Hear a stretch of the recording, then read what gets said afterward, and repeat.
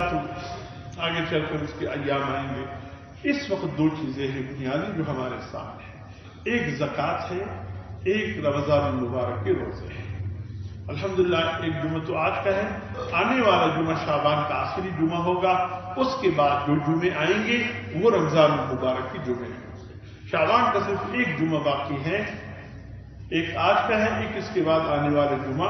یہ شعبان المعظم کا آخری جمعہ ہے، اور امید ہے کہ آنے والے، ایک تو کل ہفتہ ہے، آنے والے ہفتے کے دن گزرنے کے بعد رات کو تراویح انشاءاللہ کسی حد تک یقینی ہے، یعنی اتوار کا پہلا روز ایک امید ہے، آنے والے اتوار ہے. تو کل پرسوں ہے، یہ نہیں آنے والے.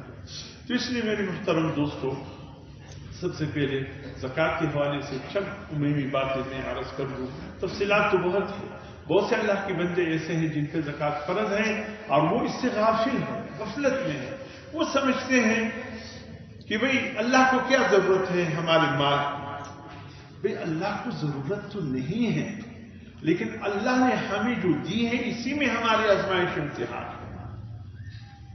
ایک حدیث قدسی ہے، جناب نبی کریم صلی اللہ علیہ وسلم فرماتے ہیں قیامت کے دن اللہ اپنے ایک بندے سے عرض کریں گے، اے میرا بندہ، اے میرے بندے، میں بیمار تھا تو میری مزاجی کرسی کو نہیں آیا، میں تنگ دست تھا تو نے میرے ساتھ تعاون نہیں کیا، میں پیاسا تھا تو نے مجھے پانی نہیں پلایا، میں بھوکا تھا تو نے مجھے کھانا نہیں کھلایا.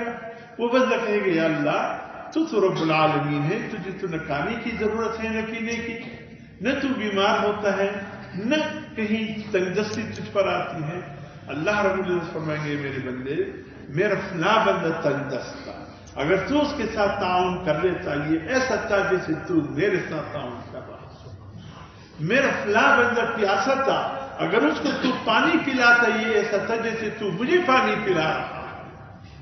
میرا فلاں بندہ بھوکا تھا، اگر تو اس کو کچھ کھانا کھلا دیتا یہ ایسا تھا جیسے تو مجھے کھانا کھلا رہا.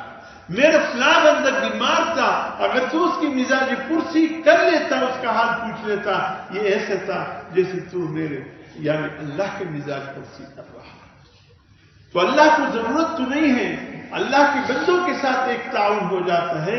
یہ ایسا ہے کہ من ذا الذی یقرض اللہ قرضا حسنا، کون ہے جو اللہ کو قرض حسن دے؟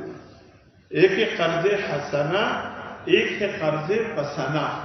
آج کل ہماری جتنے قرض ہم لوگوں کو دیتے ہیں یہ سب قرض پسنا ہے. قرض حسنا وہ ہے جو شریعت کے اصول کے مطابق کوئی کسی کو قرض دے. شریعت کے اصول کیا ہے؟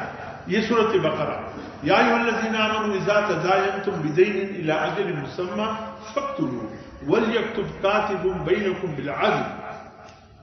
اے ایمان والے، جب کوئی کسی کو قرض پیسہ دے، یہ قرآن کا حکم ہے، جب کوئی کسی کو قرضہ دے دے تو سب سے پہلے کام یہ کرے کہ قرضہ لکھ لے. کتنا دے رہا ہے؟